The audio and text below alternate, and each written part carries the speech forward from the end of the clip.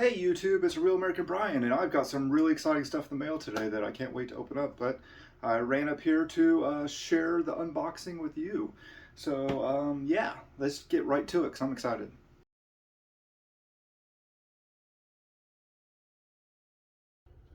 All right, so I have a few things that aren't super exciting, and then we'll get to the exciting stuff.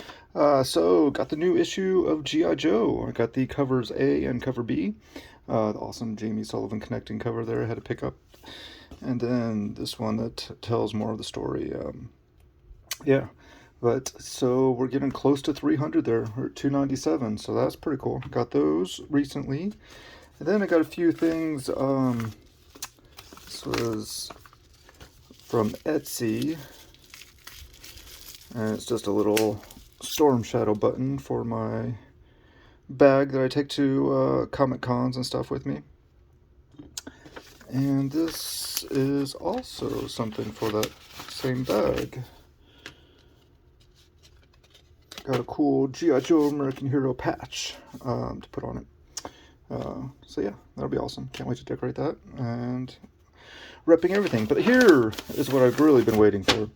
So I recently decided that with my pretty respectable G.I. Joe comic collection that I have now, and especially the Storm Shadow centered collection that I have, it's kind of silly that I did not own an issue 21. So I went on the G.I. Joe Real American Hero Comic Collectors Facebook group because I'd been looking on eBay for a while and prices were just all over the place. I wasn't quite sure what was a fair price and what wasn't. My intentions were to buy like a low grade entry level version of the book and then eventually down the line upgrade to a better version when I had more money to spend on it. But the prices were all over the place. I wasn't quite sure what was a fair price for lower grade books and what wasn't. So I went on to the G.I. Joe Real American Hero Comic Collectors group, like I said, and asked there, what was a fair market value price for a lower grade issue 21. And I got some answers, and very helpful stuff. And then one user in particular kind of reached out and was super helpful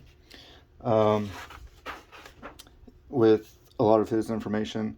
And then I think he recently bought a better version for his book. So like after the conversation got started a little bit, he messaged again and was like, hey, I want to make sure you don't get ripped off. I have this third printing book that I think is about a 7.0, and I'll sell it to you for this price.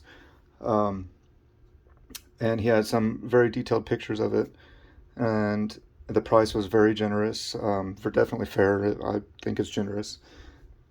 And I started talking to him about it, and we came to an agreement, and I'm very happy with the purchase and can't wait to see it in person.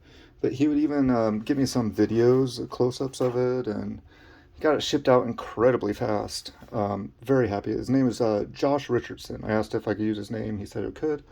But it was very cool. Our whole conversation, it was very much one G.I. Joe collector helping out another and really forming that sense of community, which was super awesome.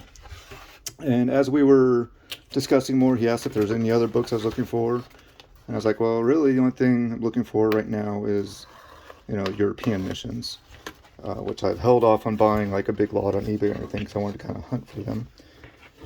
And he mentioned he also has some spares of that, so we worked that into the deal as well. So in here, along with the awesome issue 21, will be some European mission books to help fill out my run of those. I can't wait to see this. From the pictures he showed, he said that he expected the issue 21 to be about a 7.0. But it looked like it was a beautiful copy presentation-wise. So maybe eventually I'll upgrade it, but I think that'll be a long way down the road because I think I'll be pretty happy with it for quite a while. There we go. Got issue 15 of European missions that I didn't have yet. So very cool there. Oh, and there it is. And also got issue 8 So getting closer on that run. What else do we have here? Issue 4. I think I'm still missing 4 or 5 of the European missions, but getting closer all the time.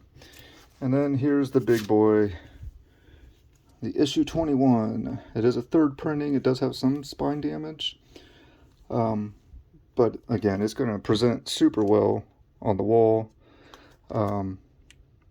Probably going to get it graded, so that way it's in a slab and safe and not getting any worse.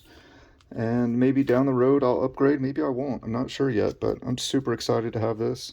Not only is it the iconic G.I. Joe issue or one of the iconic G.I. Joe issues everyone knows of, but it's also the first appearance of Storm Shadow.